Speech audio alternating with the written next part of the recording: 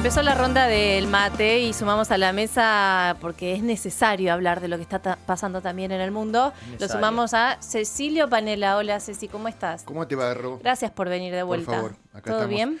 Y la verdad que la noticia no es buena. La noticia, No, lo ya que vamos a veo, analizar. sí, ya sé. Porque desde ayer a la tarde... Hay quilombos por todos lados. Sí, pero... Nepal. No. Sí, no. Sí, bueno, sí, pero... Lo que sucedió ayer en Estados Unidos, que tiene que ver mate? con un asesinato brutal. Sí. Porque para colmo están las imágenes, están todo, las fotos, la secuencia vi, de Creo fotos. que estaban transmitiendo en vivo, ¿no? Claro, hablamos de Charlie Kirk, Sí.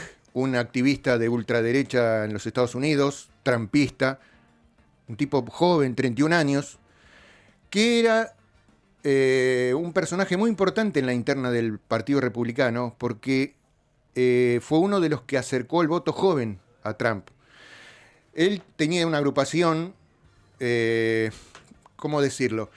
Acá en Argentina, esas universidades serían las agrupaciones que trabajan en los centros de estudiantes. Claro. Bueno, allá él tenía una agrupación que en todas las universidades tenía gente, seguidores, bajaba línea, porque obviamente tiene que ver con su ideología,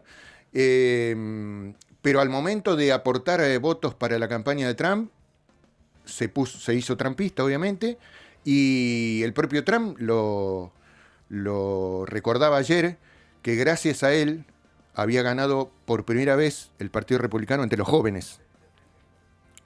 Lo que sucedió ayer es que le dispararon un balazo en el cuello. Tremendo. ¿Se puede identificar a los autores del disparo? Hasta ahora no, hubo 2 detenidos que fueron liberados inmediatamente. Se estima que fue un francotirador a unos 180, 200 metros. Estaban en el campus de la universidad, había como 2.000, 3.000 jóvenes, chicos, chicas, sentados en Utah. En Utah. O sea, fueron a asesinarlo a él. Aparentemente en un tejado, también perteneciente a la universidad. Evidentemente es alguien que tenía... A un soldadín. Claro, y casi murió inmediatamente, porque te imaginas que un tiro en el cuello. Además, es terrible. El video se ve exactamente cuando le pegan el tiro, cómo cae. Sí. Bueno, en el medio de un acto público, insisto, 2.000, 3.000 personas. Bueno, esto generó el repudio de todos en Estados Unidos. Habrá que ver efectivamente quién lo mató. Todavía no se sabe. No, todavía no lo detuvieron. Y si es un lobo solitario, como se dice, un loco que agarró un arma y tiró sin saber efectivamente o sin tener una cuestión ideológica detrás. O, como dicen algunos ya, el propio Trump acaba de decir que esto es parte de la política de la izquierda radical, que las campañas de odio terminan de esta manera. Casi un espejo, ¿no? El de Trump se estaba mirando en su... Pero... sin fundamento, ¿no? No, todavía no hay ninguna prueba, no hay ningún por eso no hay ningún detenido. Lo que pasa que esa es la bajada de línea del gobierno de Trump, es eso. Fue la izquierda radical, los vamos a buscar, los vamos a detener para que cumplan su condena. El tema es, primero que lo tienen que encontrar y después efectivamente ver si es alguien que tiene alguna organización detrás, alguien que actuó solo. Trump habla de organizaciones de izquierda, es bastante arriesgado, pero bueno, Estados Unidos es un país muy particular, donde las armas están al alcance de todo el mundo. Es un país muy violento. Claro, no solo un francotirador. Cualquiera puede comprar un arma como compra una pala o un rastrillo en la ferretería. Ahí, de hecho... Bueno, pero a esa distancia y ponerla en el cuello tenés que no es para cualquiera. Tenés que tener una cancha, diríamos, en esas cuestiones. Pero el tema es, eso está de nuevo en debate, el tema de la aportación de armas y la facilidad con que se accede a las armas. Uno puede decir, bueno, en realidad, en este caso, si había alguna organización detrás, ese no es un argumento. Pero lo cierto es que es una sociedad violenta, es una sociedad que... El propio Charlie Kirk, la propia víctima, tenía como una de sus posturas políticas el que la gente pueda acceder libremente a las armas. Y paradójicamente terminó siendo víctima también quizá de esa política. Era un personaje muy influyente pese a que no tenía ningún cargo. No era ni ministro de Trump, ni diputado, ni senador. Era como un influencer. ¿Era muy amigo del hijo, puede ser? También, sí, generacionalmente. Pero lo cierto es que estamos hablando de alguien muy joven, 31 años. Sí. Y para los republicanos, insisto, fue una carta fundamental al momento de... Porque el acto de ayer en la Universidad de Utah se replicaba en todas las universidades. De hecho, comenzaba una campaña en ese sentido. Y ayer mismo, insisto, 3.000 personas escuchándolo, bajando línea que tiene que ver casi como lo que termina diciendo Trump, ¿no? En contra del marxismo y en contra de la ideología de género. Esto no es menor, porque él iba universidad por universidad y les decía a los chicos, a las chicas, a los alumnos, denuncien a los profesores que tienen esta ideología, lo que él y la derecha, la extrema derecha de Estados Unidos consideraba la ideología de género. Y mirá cómo son las cosas, ¿no? Lo conocía Milei. Milei, de esos viajes que hizo a Estados Unidos. Con la cantidad de viajes que hizo que por ahí uno no sabía dónde iba, con quién se reunía. Bueno, uno de los que había visitado en su momento, hay una foto también dando vuelta donde está la víctima, Charlie Kirk, saludando a Milei. Y Milei ayer, anoche tarde, en un tuit, también apuntó a la violencia política de izquierda. Textual del presidente argentino. La izquierda es siempre en todo momento y lugar un fenómeno violento lleno de odio. Alineándose con las políticas de Trump y de la extrema derecha en la región. A tal punto era influyente Kirk que hay un mandatario que también tuiteó por él, que fue Benjamín Netanyahu. No es habitual que el primer ministro de Israel, bueno, es más, dijo que la semana pasada había estado con él y lo había invitado a visitar Tel Aviv. Por eso digo, alguien que, bueno, el presidente de Estados Unidos dice lo que dice, el primer ministro de Israel dicen lo que dicen de él, evidentemente tenía su influencia que evidentemente marca, no sé si no antes y un después ahora en Estados Unidos, pero el presidente Trump tiene el sistema judicial, tienen la policía, obviamente, el FBI, tienen la obligación después de esto de encontrar al responsable y efectivamente llevarlo a juicio y ver si, volvemos al comienzo, si esto es algo de un loquito suelto o forma parte de una sociedad violenta. No hay que olvidarse que en campaña casi lo matan a Trump. ¿Se acuerdan? Sí. El balazo en la oreja. Le rozó la oreja. Bueno, y antes había habido otros, un par sin tanto riesgo, pero el que efectivamente casi lo mata a Trump. Bueno, ayer hubo un francotirador que apuntó y le pegó en el cuello, ni más ni menos, a Charlie Kirk. Siento que podríamos estar hablando de una película de esas que hace Hollywood todo el tiempo. Totalmente. Viven así. Que están basadas en hechos reales. Hechos reales. No, pero el video es estremecedor. Sí. Y no lo voy a ver, la secuencia de fotos que hoy publican, bueno, los diarios argentinos también. Así que en ese marco, lo último es que todavía no encontraron al sospechoso. Hubo 2 detenidos y la policía los liberó casi inmediatamente porque no encontró pruebas. ¿A qué distancia estaba? ¿Cómo? ¿A qué distancia? 180 metros se dicen, 180 o 200 metros. O sea, que encima no estaba tan lejos como para... O sea, sí para un disparo, como para atraparlo. Imagínate que esto es un campus, un campo abierto, sí, donde hay 2.000, 3.000 personas. Claro, había mucha gente. Y aparentemente estaba en un lugar alto. Y después el disparo habrá salido por algún... porque además... La cámara, algo tiene que haber. Bueno, por las cámaras están buscando. El tema es que, obviamente, después cuando se siente el balazo y se cae, obviamente prácticamente muerto, hay un desbande generalizado de todos los chicos y las chicas que estaban ahí. Sí. Por lo tanto, es más difícil después encontrar en todo ese...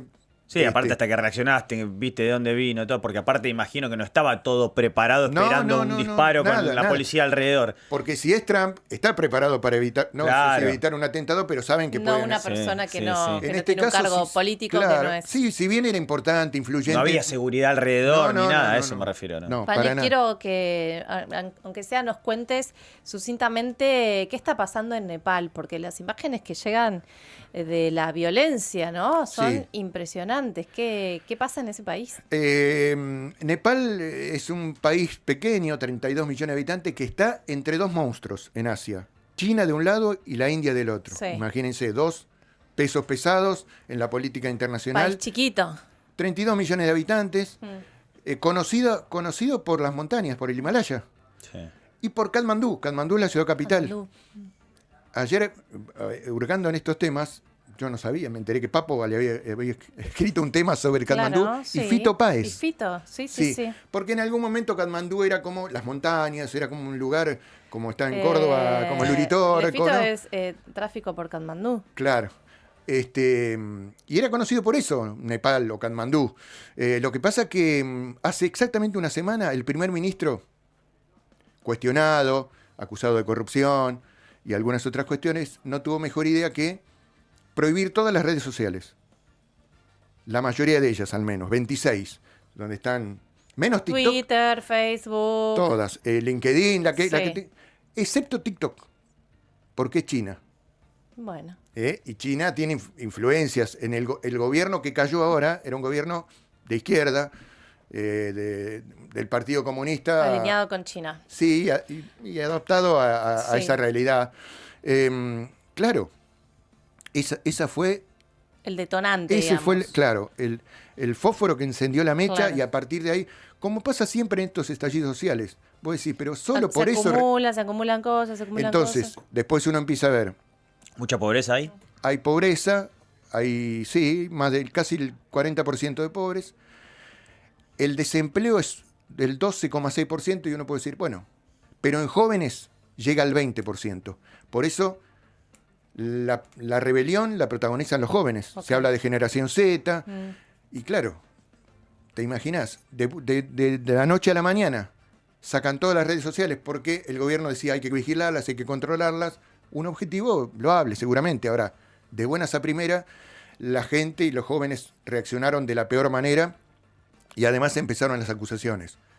Corrupción, se empezó a hablar de los hijos del poder, porque aparecían fotos y videos de los hijos del primer ministro, de los ministros, haciendo ostentación, dinero. Bueno, todo eso... Mataron a la mujer del ex primer ministro, digamos. De una brutalidad. Es una violencia extrema. Porque primero la prendieron fuego, en realidad, a la mujer. Viva. Después, claro, y después terminó muriendo por las quemaduras. Y a un ex primer ministro también lo desnudaron todo, lo tiraron a un río. Tremenda. Se incendió el Parlamento. Sí. Esa imagen es... Todo. El Hilton Hotel. ¿Cómo está en estas horas, digamos? Ahora ¿Cómo evoluciona? cayó el gobierno, obviamente, y después de 48 horas, que todo era violencia, ahora está algo más calmo. El ejército se hizo cargo del gobierno, del país, y ahora hay que ver cómo se sigue, porque hay un líder opositor, y algunos dicen que, bueno, no estaba mal condenado, que podría salir, y sería algo así como quien pueda calmar un poco las aguas, pero hay mucha preocupación, sobre todo en China, sobre todo en la India, porque dicen que en el fondo estaría Estados Unidos detrás, y esto tiene que ver con la política internacional. La verdad que este tipo de manifestaciones así tan violentas, tan numerosas, están desde abajo, ¿no? Con tanta juventud, uno puede decir, y estaban manejados por tal o cual, fue imprevisto, no se pueden comparar, ¿no? Pero ¿te acordás cuando en Chile se decía, en realidad, ¿qué? Aumentaron el metro, aumentaron 10 centavos. No son 30 pesos, son 30 años, era la consigna, claro. Y sobre todo en lo que se llama generación Z y los jóvenes, este tipo de cosas, la corrupción caló hondo, y jóvenes que veían a pares en edad, con lujos, porque eran los hijos, que llaman los hijos del poder. Bueno, en ese marco Nepal está atravesando una situación muy delicada. A propósito, había argentinos que estaban de vacaciones. Creo que no hay ningún herido, nada. Pero ahora no podían salir porque estaban entre los hoteles que habían quemado, le quemaron los pasaportes. Es un tema. No es un lugar donde viven habitualmente, no creo que son no más de 20. Pero es un lugar exótico de turismo asiático. Sí, de hecho no tenemos embajador. El embajador en la India es concurrente a Nepal. Bueno, estuvo hablando las últimas horas que ellos tienen registrado 8 argentinos que viven en Nepal trabajando. otros dicen que llegan a 20, y que además había 10 turistas, pero todos están a salvo, no hay ningún problema. Un número muy acotado. Sí, habrá que ver cómo sigue ahora la situación, pero va a ser muy difícil recomponer un tejido social donde se quemaron edificios públicos y no solo, domicilios de los políticos, de los expresidentes, de los ex primeros ministros,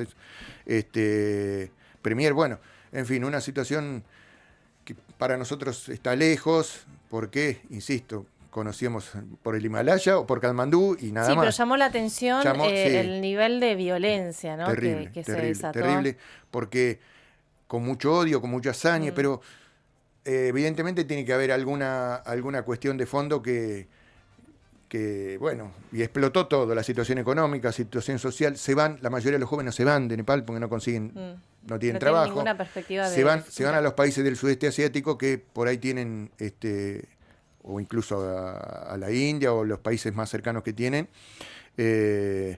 pero ahora, a una semana exactamente de que comenzó el estallido social, la revuelta, como quieran llamarle, parece estar todo un poco más calma. Más calma. Veremos ahora cómo se sale políticamente, Bien. porque ahí está el punto, ¿no? Muchísimas gracias, Cecilio Panela, muy completo, siempre trayéndonos los temas sobre los que nos interesa poner un poco el foco, ¿no? A nivel mundial y sobre todo también en América Latina. Gracias. Queda el tema de Brasil, pero la semana que viene Sí, nos contás. Mañana sale el fallo, anoche, y con esto Condenado. terminamos. Y había 2 votos de 5. Estamos hablando de Bolsonaro, ¿no? De Bolsonaro. Enjuiciado por el intento de golpe de Estado. Anoche hubo algo que nadie esperaba. Un tercer juez, Luis Fuchs, dijo, para mí, Bolsonaro tiene que estar en libertad, no se lo puede juzgar, no tenemos jurisdicción para... Se armó un lío. Bueno, 2-1 están. Hoy tienen que votar los 2 jueces que quedan. Si hay 3 por la condena, se lo condena. Si hay 3 por la absolución, veremos. Ay, veremos. Gracias, Pané. Por favor. Hasta la próxima. Cecilio Panela aquí con nosotros, nuestro compañero especialista en cuestiones internacionales. Lo escuchan en la